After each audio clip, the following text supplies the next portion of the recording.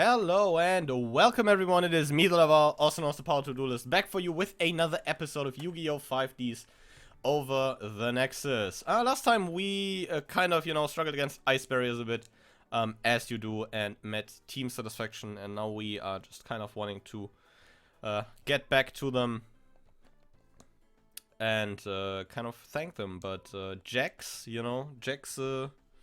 preferred meaning of giving thanks is a duel, so we'll just end up doing that.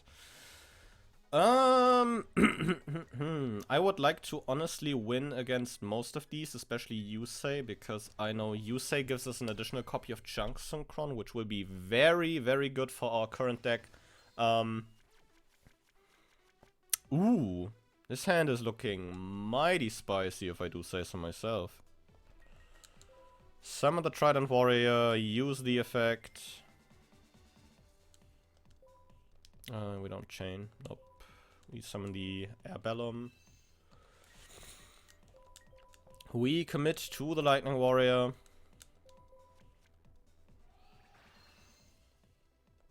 Go on then. I think we just... Oh well, yeah, that's a misclick. That is a misclick waiting to happen. Yeah, we just set those two then, and Jack can go right ahead. Currently still looking at the copy of Gravekeeper's Chief I bought, the PGD Pharaonic Guardian one, because that deck has been carrying me so much in the progression series I'm doing with Jaden. So if you haven't checked that out, I do highly recommend it. It's been such a blast. The matches have been very close. We go in a game 3 almost all the time. It has just been absolutely awesome. Ooh, Mobius off the top. That is very nice. I think we just go to combat, right? Nothing to worry about here, because we do have 7 tools set. Dark Resonator is a bummer. That is a bummer. I think we just go main 2 then, set another 7 tools, and pass. As there is not a whole lot to do.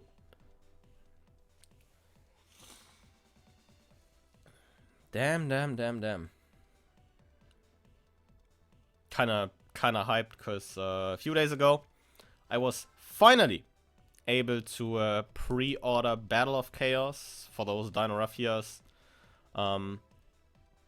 So once it's only about a month away from the point in time of recording this. Since I am recording this on the 9th of January and Battle of Chaos comes to us on the 10th of February. So hyped, not only to open that, as opening the booster box of Legendary Duelist was already a lot of fun, and I think this will also just be an all-around awesome experience. Do we care for the burn that much? I don't think we do. Oh, it's a bottomless trap hole. Would be a shame if we had a counter trap for that. 7 tools of the Bandit. Also such an old card that is like, on the one hand, very situational, I feel like, but also very hard to power creep. Because 1,000 life points just to negate basically any trap card, because this, spell speed 3 and all. How much does he... Okay, so it basically doesn't matter how we attack, we get the same amount of damage in either way. Because it would be 600 burn from the Lightning Warrior, and then 1800 of the Gearfried. But yeah, so for Battle of Chaos, when that set comes out, ripping that open, getting my hands on Dino Raffia as early as possible. Currently still waiting for a few cards to make like a small kind of common Charity Mothtronic profile to kind of start off the year with, some more, I guess, fancy content, as I would say. And not just me sitting here rambling on about for like half an hour about how terrible it is that I lost to ice barriers. It is like that, 3 scapegoat tokens on the board though is kinda scary. Reason why that card was so good back in the day. Just having that, you know, instant access to that many tokens that you could easily synchro off, which was just absolutely huge. See a set one and a pass, I think. It will be a set one and a pass. Just draw here, see a dust tornado off the top, very nice. Just go to combat, I guess. We try to kill the monster first. It is a masked dragon. What does he float into is like the big question. We burn for 6 here, and then he gets to summon a dragon from deck. Summons just another masked dragon. Well, you know, that it is what it is. But I don't know, on the topic of, like, you know, releases this year, I mean, we don't know a whole lot. We basically know what we are gonna get until, like, about halfway of the year, what we can expect in terms of, like, main series sets and everything. Of course, you know, we already know what, like, the next main series set after Battle of Chaos will be in Dimension Force, and what, you know, a whole lot of what that will contain. What are you guys hyped about? Because, like, I think I've stated multiple times that I am very much looking forward to the Dino Raffias that are releasing in Battle of Chaos. And of course the Dimension Force support is nice, which is why I probably will do another video talking about that deck. Maybe a bit more along the lines of, like, which version is, like, which version to pick depending on, like, your playstyle or what you want out of the deck, because the two versions do very much vary in gameplay and also in how they feel when you play them. So we will see when it comes to that. We see an enemy controller off the top. I would have liked to see a monster, but what can you do? At least he isn't continuing to cycle through his masked dragons. I want to get that Vice Dragon off the board as fast as possible so he doesn't have that level 5 for a Synchro.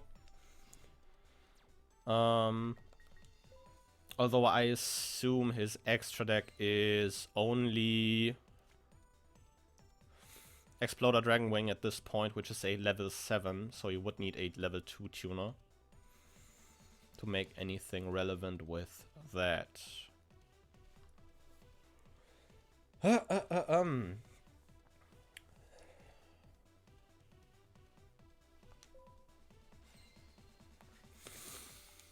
Let's see. We find a limit reverse off the top. That is not live right now, right? Because we only saw semi-decent beatsticks over these few turns. So we just go to combat, kill another sheep.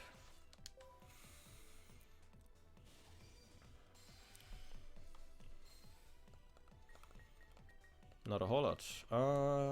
Pass turn. But in general, I do think we kind of have this wrapped up. There's not a whole lot of mass back row removal he can top deck into. I don't think he has heavy at this point. It would be very, very early in the game for, you know, one of the AI to have a heavy storm at their disposal.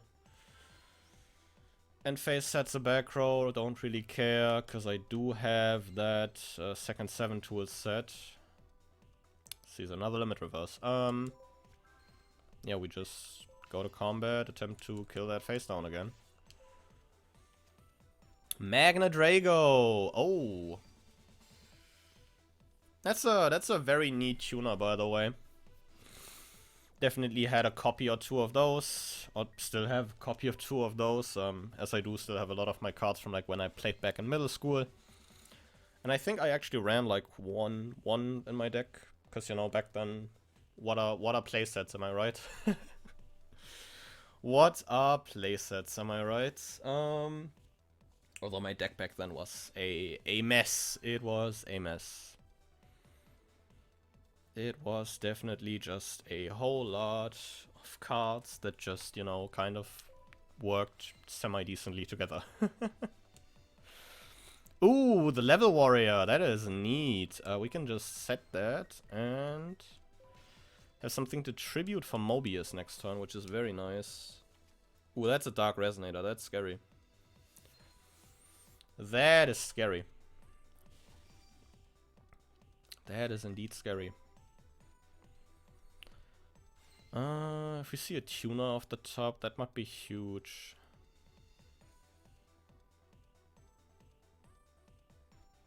Because we can...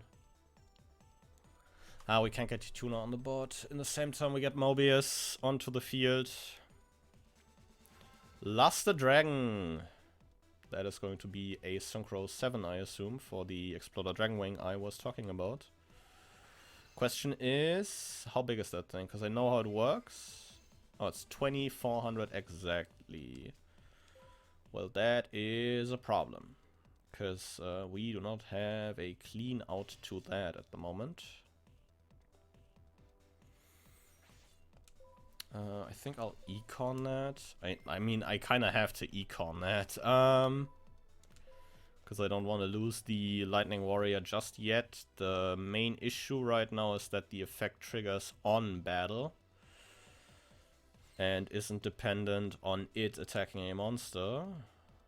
Ooh, Shrink is huge. I guess then we just tribute for Mobius. Even if there's not, you know, full value Mobius, we still get to pop his back row, which is very nice. It's a Proud Raw, Prideful Raw or something. Prideful Raw, yeah. You just kill the token, and next turn when he attacks with his Exploder Dragonwing, we can just on attack declaration flip the Shrink and have a clear advantage over him.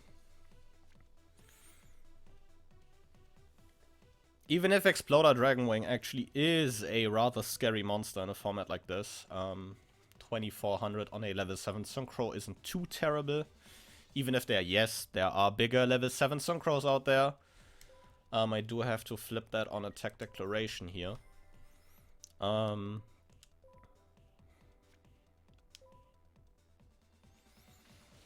Because otherwise we will not see a preferable result.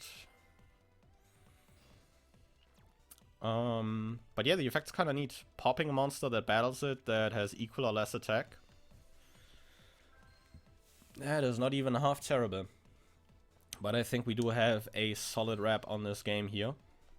If we see a tuner off the top, maybe. Oh, we see a Warrior Lady of the Wasteland. That's also not terrible. I do be taking that. I think we just can just go to combat. Maybe close out the game? Oh, we can close out the game. Just big enough. I'll be damned.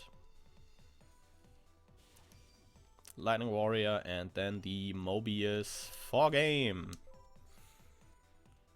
Having this early access to such a powerful card like Mobius is absolutely huge, I think. Absolutely huge. I won't be humiliated so easy. Well, you just did. Do I have a fair amount of money? What? I lost? I can't believe it. Oh, that was a fun duel. You might find use for this card. And we get a Vice Dragon. That is so cool. I'm definitely gonna put that in the deck once we start editing that again. That looked like an awesome duel. I just can't help myself when I see something like that. Laval, duel with me too. Okay, we just hit a quick save. I think Kalin's reward if you beat him is not as impressive as Jack's, so we probably satisfy. What? Damn, Kalin into some kinky shit. What the fuck? Kalin into some kinky shit. I like how Kalin, the boss of the Enforcers, essentially has like dual rating wise the worst deck. Because I think Crow also had like a thousand point rating for his deck. Jack now had like a 1020. I think Yusei has like the highest rating for his deck. Oh, that's a hand and a half for going second. Jesus Christ. That is a hand and a half. If we find like... Oh, Oh, there's so much we can do with that. Jesus Christ. That is absolutely huge. That's a Trident Warrior off the top. Oh boy. Yeah, we just special level Warrior. We go Tribute to the Doomed. Pitch Quillbolt. Pop the monster. It's a Wall of Illusion. I do like that. Only summons a level 3. We go normal Magna Drago. We trigger the Quillbolt and Grave, so just that we have it on board. I think then we just make Force of the Earth, right? And next turn we might still have material left for a Mobius.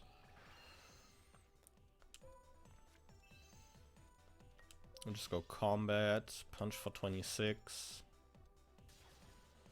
Thing is, like, especially with these old formats, it's really weird to get into like this different mindset, because this is a huge commitment in terms of like card advantage.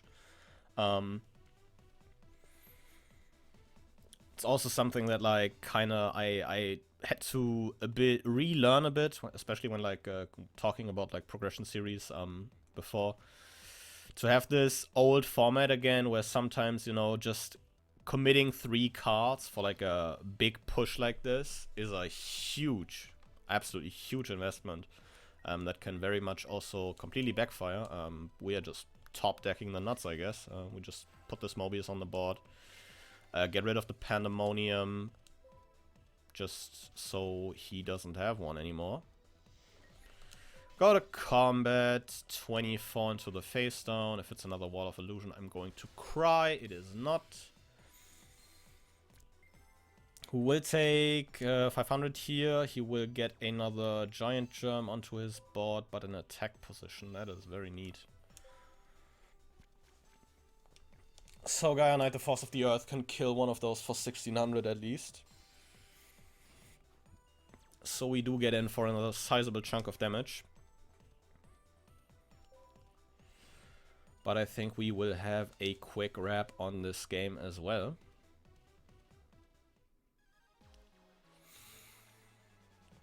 I hope we can keep that up against Yusei, because Yusei is the one where I actually want the dual reward. Oh, summon Skull Archfiend of Lightning.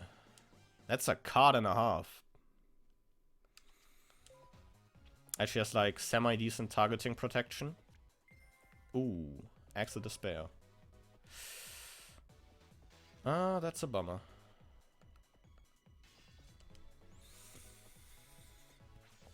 Ah, that's a bummer. That certainly is a bummer. Now I wish I hadn't committed to that Mobius. Huh, now that's an issue. Junk Synchron off the top. Does that get us anywhere? I don't think it does. We have a Magna Drago on Grave, but I don't think we have any, like, decent 6s. Especially, like, A6 that we can unironically make with 8s, I mean, with Magna Drago. We don't. Huh. That certainly is a problem. I also don't want to turn this Mobius into defense. Jesus Christ. Turn him to defense, set 1 and pass, just so we don't take damage.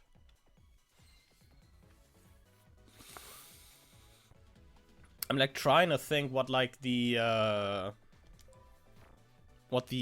or like answer to this is, but I'm currently struggling to find one. Cause the issue is again that Archfiend has like a semi-decent targeting protection. As like all the old chess Archfiends do, you roll a die, and if you roll a certain result, the effect is negated and the card is destroyed. Yeah, he will, you know, summon the Deathstroke Archfiend. Huh. That certainly is a problem. That game just went south real fast. It just went south real fast. Ooh, Raiko off the top. That is huge. That is absolutely huge. That is absolutely huge. We take that.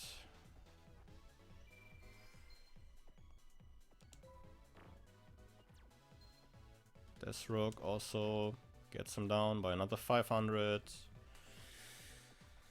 I don't think we're in kill range here, which is the nice part. Oh, summons a Terror King.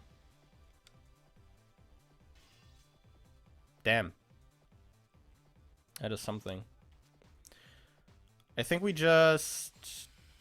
Do we just pop the Archfiend Axe? Because it returns to the top of the deck for a tribute, so... I don't think we lose out on a whole lot here. Don't we just make a Synchro kill the Death Rook? And then he dies to the burn next turn?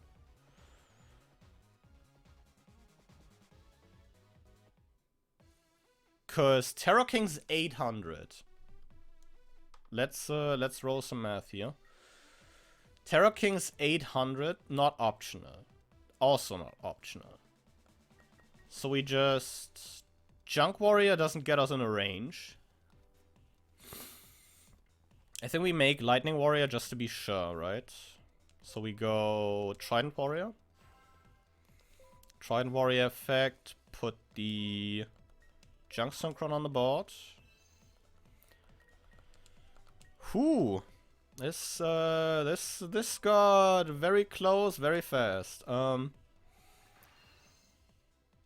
Let's make Lightning Warrior here. We go combat. 24 into Death Rook. And then he should most definitely be dead to the burn of his own cards next Standby phase. Because those costs are mandatory. They don't pop themselves. They force you to pay those life points unless there's a pandemonium on the field, which of course makes that kind of, I guess, cool.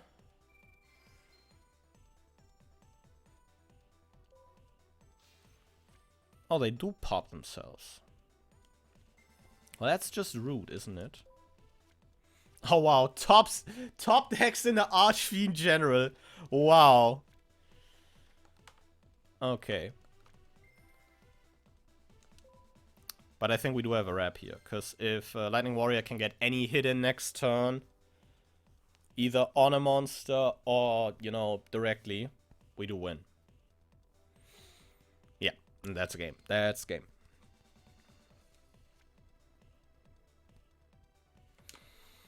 That is indeed a game. Battle Fader? Come on, Kalin.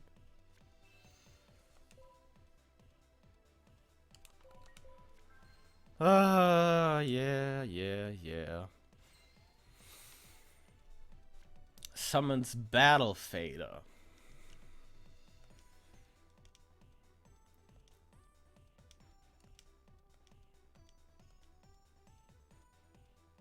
That is so wild. Well, you can't Battle Fader now, so you best start praying, boy. You best start praying, boy. You just go combat, Lightning Warrior, and a Battle Fader, and this is game. No. We just win. We will just win. Wait. Does Lightning Warrior have to send to grave? Lightning Warrior has to send to grave. Oh, I'm so upset. What the fuck? Forgot that Battle Fader banishes himself if he leaves the field after using its effect. Just got Junk Synchron back. Making Catasta here actually doesn't do anything. I think we just make Junk Warrior actually. Could have made Android for like the body, I guess, but we make Junk Warrior here. Junk Warrior is perfectly fine. That is unfortunate. That is highly unfortunate.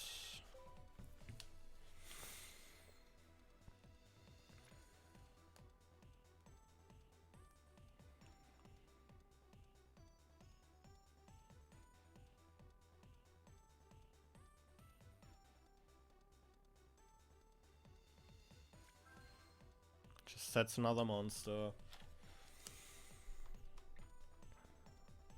We don't see back row come down, which is the most important part right now. Because that is the one thing that actually could, you know, really turn this. Please let this be game. Thank you very much. Jesus Christ. That got way too close for comfort. Damn. 25 minutes. I honestly would like to fit in Yusei right here. But I think we will do that next time. Nope. Wow, it's amazing meeting someone as tough as you. Losing to you is completely satisfying. Thanks very much. I'm completely satisfied. Here, take the... Kalin, what the... It's just a card game, bro. Don't get me wrong. I like Yu-Gi-Oh! As much as the next guy, but like, damn. Kalin is down bad. Kalin is looking really happy. And there is Yusei. Sorry to keep you waiting, Laval. This should be close to what your friends need.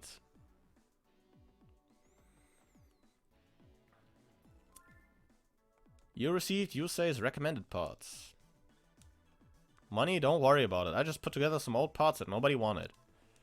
By the way, Yusei, this guy's a pretty good duelist. Why don't you try and duel? Is that so? I saw Kalin looking especially pleased for himself, so that's why, huh? Duel me. But we will get to that next time. So I'll probably just save here. And sign you guys off here. Again, a really huge thank you for watching. And I guess with all that out of the way, I will see you guys again next time. But until then, goodbye.